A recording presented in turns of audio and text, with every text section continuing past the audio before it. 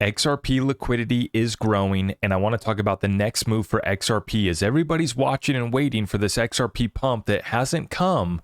But is the pump over? Is XRP finished? Should we give up now? At what point do we give up on this asset?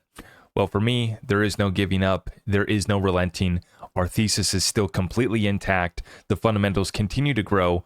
And at the same time, we're watching liquidity for XRP grow as well. Without further ado, let's get right on into this update. We got a lot to talk about. This session going to be focused on crypto. Let's get started right away. Now, I thought that this was an interesting post to share with everybody to start off this episode from Gold Telegraph. Many people are angry at each other, but not at the system they live in. It is a form of projection at the wrong target. Blaming the players instead of questioning the game is how the system stays undefeated. And I thought that that was a perfect post, right? Because we're at this point here where XRP isn't doing what we want it to do. It's not pumping to all-time high. Everybody's mad. And so the community's turning on each other now. We're blaming influencers. We're blaming this. You said it was going to do this and that. Everything's still intact with XRP. And the manipulation and the suppression tactics used against XRP, the bold-faced lies by the media against XRP are also still at play. And so should we be getting mad at each other in the XRP community, or should we be looking at this broader system of manipulation and fraud within the crypto space that is still perpetuating against XRP and our community with bold-faced lies like the one yesterday that was, reported by Coin Paprika and some doofus guy named Jacob. I'm not even going to say his name. Anyways, they report fake news yesterday that the SEC had appealed the lawsuit. It wasn't true, but the news comes out, it spreads, and it causes XRP to dump. We also have all sorts of fake news spreading about XRP right now that Ripple can no longer sell to institutions. Also false. On-demand liquidity is dead. Also false. Stablecoin, right? The Ripple stablecoin takes away the need for XRP. Also false. So upon our victory, we get a new, fresh campaign of FUD, lies, and misinformation against XRP. And I believe that it was part of stopping the pump, along with market makers and large traders that also are swinging this thing back and forth. Because no retail holder that actually believes in XRP was selling at 64 cents. That 64-cent resistance that we met upon the news of the victory, that was not a target for anybody in the XRP community that holds our thesis. None of us were looking to sell at 64 cents. But it shows you that XRP has not decoupled all the way, despite that move that we had that day of 20% pump while the rest of the space was down. We decoupled for about 24 hours, but then we were met against the same resistance, suppression, manipulation, and lies that has been perpetuated against XRP for a while. And now's not the time to turn against each other. So I said it yesterday, I'm going to say it again. Disregard the fake news, disregard the lies, and disregard the community drama, the he said, she said, this and that, back and forth. No. Now's the time to focus on building. Now's the time to focus and double down on getting our message out. We should not be relenting. We should not rely on petty drama to kill the vibes here. We need to focus on high energy. We need to keep our, we need to protect our, I just talked about it with our Discord group this morning in our call. I said, guys, now's the time to get away from toxic counterparties. You just watch. The global margin call was sparked this week with the Japan carry trade unwind. And it's not close to being done, like JP Morgan wants to say. It's not 75% over. That was the spark of a roaring wildfire that's going to rage for a while. So we need to protect our own, and we need to get away from toxic counterparties when it comes to our investment, our business, and even our relationships as well. And that includes the toxicity within the community. Anybody that wants to engage in that, see you later. You're not part of our mission, you're not on our team, and you're not focused on our purpose of utilizing this technology to better humanity. We know it's a solution. We know it works. And we know that we fought like hell to get through this moment. And here we are, and folks want to focus on petty drama after we have won. Nobody else in the space has our position. Nobody in the space has our clarity. Why would we be wasting any time on the negativity right now? We need to focus on pushing forward, and it's folks like this with Anthony Scaramucci that is just absolutely hilarious to watch, as they just seem to not get it. They want to do a crypto reset with Kamala. They want to do a crypto reset with the Democrats. And meanwhile, their buddy Gary Gensler is still coming at us. And this is what we've been saying to the rest of the space. You guys better get your ducks in a row. You guys better be ready to fight, because they're not just coming after Ripple. They're not just coming after the XRP community. And we won because we aren't committing fraud. We aren't misrepresenting the facts. We aren't committing anything besides a little minor traffic violation, which is what Ripple did with their Section 5 violation. It was nothing, essentially, a technicality. But nonetheless, the rest of the space thinks that they're in the clear. No, you guys are not in the clear. And you guys better get ready. Because despite your crypto reset, Gary Gensler, he just subpoenaed 3 crypto VCs and a sign that the crackdown is gaining pace. He's not slowing down. And you got Anthony Scaramucci that just can't seem to wrap his mind around this one. Well, it's very clear. You should be getting together with Kamala and her team to come on out, like Trump is saying, and say that you're going to fire Gary Gensler.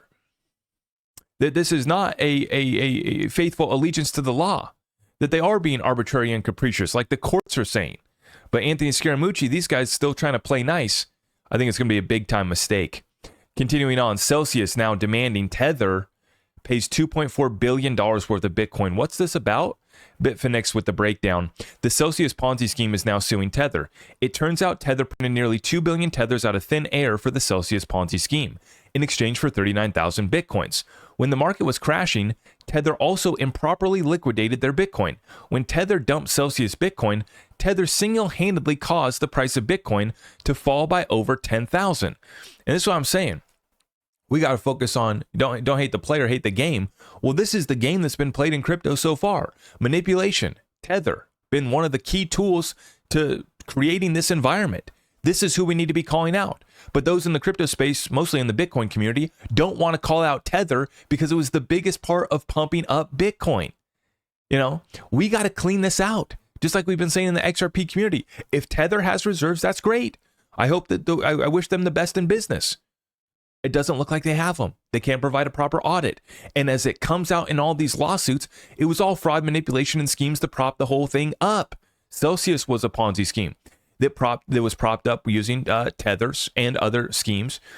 All together, it's all one big game of manipulation and fraud. And meanwhile, the ones that are trying to do things the proper way, Ripple, XRP community, we're the bad guys.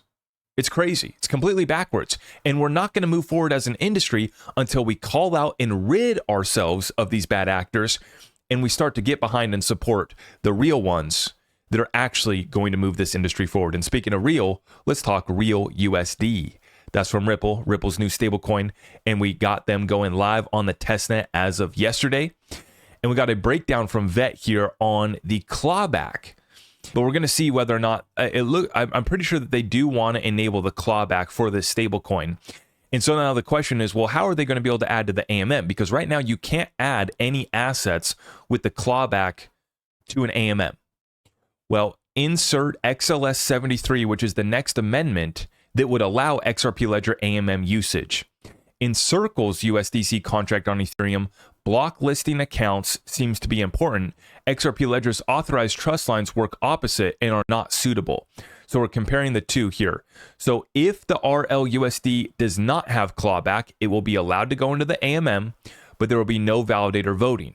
RLUSD can launch anytime on the XRP Ledger and Ethereum.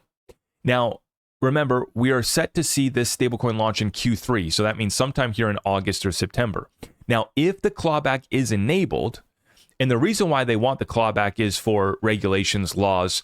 It's part of being in compliance with the stablecoin legislation that's being considered.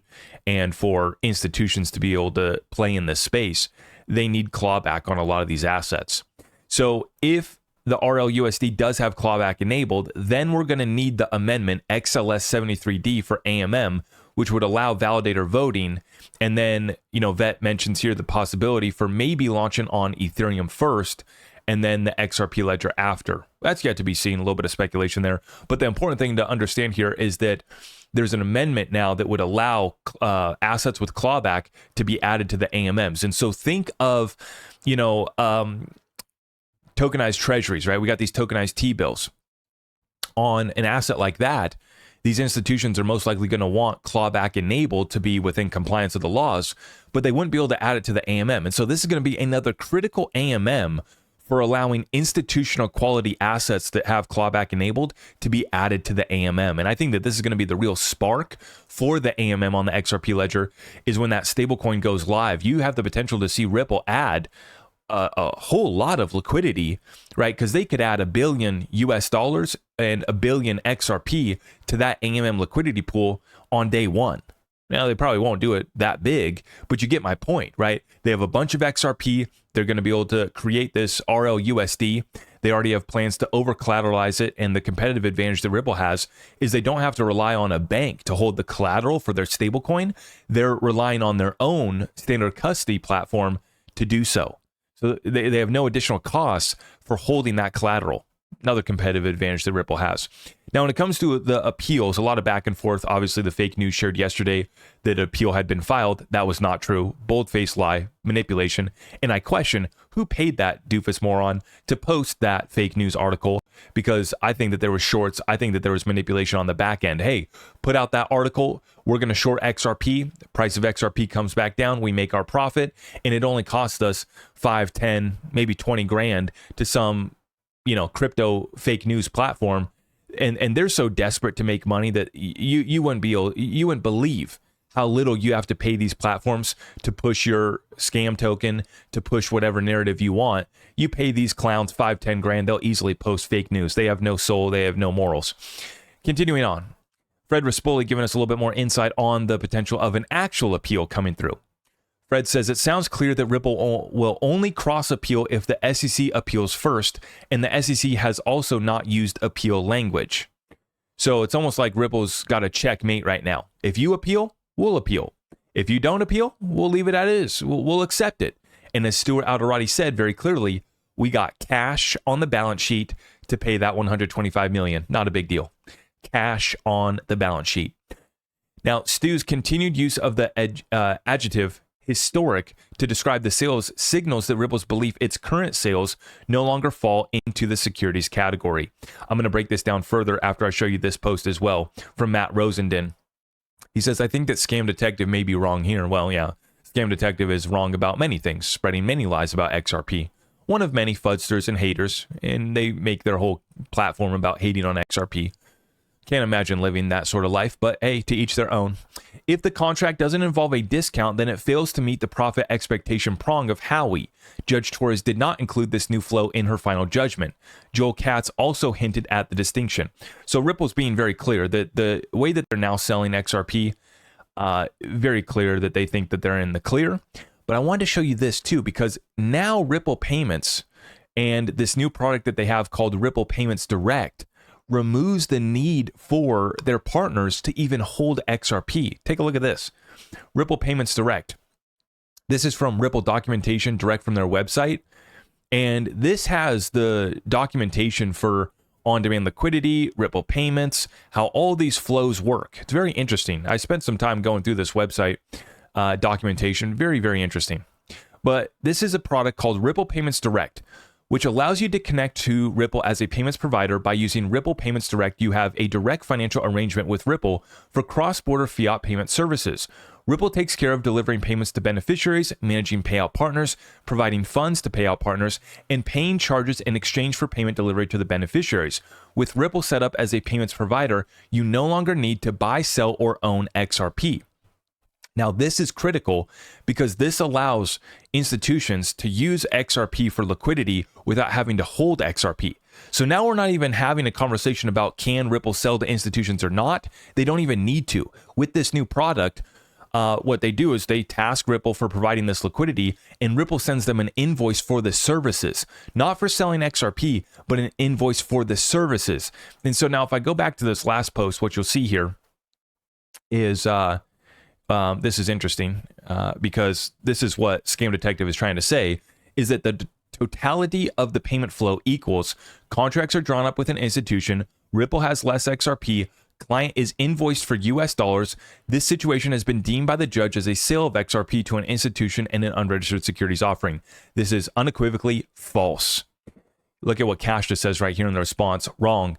Contracts in and to themselves with an institution wasn't prohibited. Only the 1,700 reviewed under Schwartz. And I should add, of the 1,700, only 1,200 of them were actually deemed to be investment contracts. So of the 1,700, not all of them were investment contracts.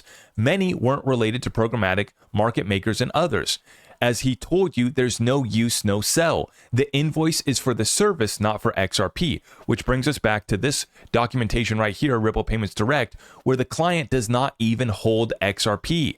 You don't need to buy, sell, or own XRP at all, but you're still going to be able to tap into the liquidity provided by XRP. Ripple facilitates the whole thing, Ripple handles it all, and they just send you an invoice for the services. So if institutions in the United States want to be able to tap into liquidity from XRP, they can. Now, this is a key distinction between Ripple's stablecoin and XRP. For payment flows within the borders of the United States, XRP is not really needed. There is no cross-border. There is no bridge between two different assets. You got Bank A wants to send to Bank B. XRP is not needed. Now, XRP is needed and used for every stablecoin transaction because the stablecoin is on the XRP ledger. That's the beautiful part about this, is that there is still a need for XRP. And don't listen to anybody that's trying to tell you that the stablecoin removes the need for XRP. With payment flows inside the United States, there already wasn't a need for XRP. So the stablecoin doesn't remove the need for XRP. In fact, it actually brings about liquidity on the XRP ledger because now folks have the option to use this stablecoin issued on the XRP ledger, and every transaction uses XRP and burns XRP. Thank you very much. Now, speaking of liquidity growing, well, take a look at it. This one's from CoinDesk. XRP order books on U.S. exchanges are now 30% more liquid than their offshore counterparts, according to CC Data.io, marking a case for whales to shift to stateside exchanges, reports this person right here. And this article is titled, "Here's Why XRP Whales May Prefer U.S. Exchanges Over Offshore Venues." Now, the reason why this is important, and I titled this episode, XRP Liquidity Growing. XRP's liquidity is growing through the stablecoin, through additional issuers coming to the XRP ledger, the new tokenized T-bills. It's all coming to the XRP ledger. It's all coming to the AMM, a lot of it. And we haven't seen nothing on our AMM yet. Our AMM right now, it looks like child's play to what moves on some of these other AMMs and what's going to move on our AMM after Ripple brings their stablecoin on, after other institutional issuers bring more assets to the XRP ledger. This is child's play so far. But then expanding on that, what we also look at right now is these exchanges, they didn't have XRP listed during the last bull run. They didn't have XRP listed during the 2017 bull run. So am I going to say that we're going to have more gains than we had in the 2017 bull run? No. But I'm here to say that we're going to move, and we're going to move in a massive way. And don't let anybody take you away from a thesis unless you feel that this is all just made up, that this isn't true, and this will never lead to XRP's price appreciating. That's fine. You can hold that thesis. But for me, this is something that makes this time different, right? The saying, this time's different. Well, this time is different. This time we are listed on US exchanges. This time there is way more utility on the XRP ledger. This time developers can build something on the XRP ledger besides just sending a payment. This all adds to our thesis for XRP and why it's going to appreciate significantly this bull run. XRP is still in a bullish standpoint from the technicals, and I believe that if we do see the broader cryptocurrency space move up this week, watch for XRP to shoot. We got resistance at 74 cents, which is the level that we went to in March. And so if the broader crypto space is going to make one more move up this week, or over the next couple weeks, we should say, right? Then as long as XRP holds this range, the next stop for us is above 70 cents, and the resistance here at 74 cents will probably be hit. So let's wait for that. I think that that could come in the next couple weeks if we do get one more rally here. The market expectations, once again, that we're still going to achieve a soft landing. Everything's going to be okay. We're going to avoid World War III. We're going to avoid Civil War. We're going to avoid a recession. And everything's going to be happy, sunshine and rainbows, and Kamala Harris is going to be our next president, and everybody should be happy with that. Good luck, God bless. Yeah, you know that we have a little bit different view on that, and this is why I say remove yourself from toxic counterparty risk. We're stacking utility with no counterparty. That's precious metals in our vault. That's cryptocurrencies with utility in our cold storage, and we're doing so in a way that removes counterparty. And we need to do so not just in our investments, but within our business, within our jobs. You have Counterparty as far as your income comes because you're relying on your job to still be around. And I've been saying for the last 2 years that we need to be going directly to your boss and asking them straight up, are we going to make it through this global margin call? And your boss might say, well, what global margin call are you talking about? That might be a sign. Okay.